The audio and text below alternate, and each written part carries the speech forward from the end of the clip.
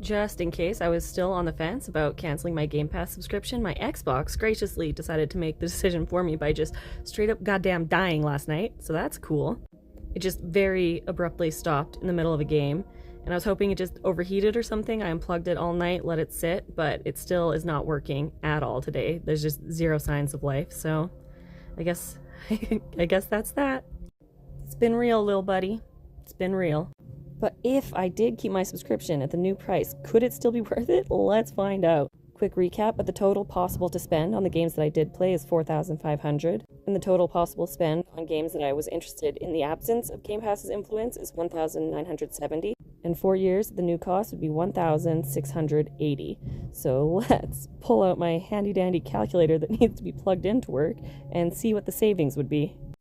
First off, I'm doing the games that I think I would have bought even without Game Pass's influence, and that comes to the subscription being 85% of the total cost of those games, so that's like 15% in savings, which isn't nothing, but also if you're just mindful of when you spend, even if it's games you really want, you can consistently get 15% off just buying secondhand or waiting for sales.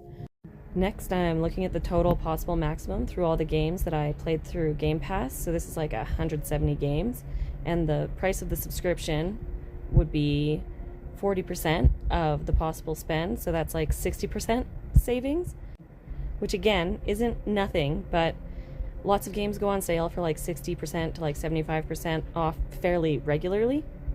So it would be possible to get this kind of savings overall by just being mindful of when you spend.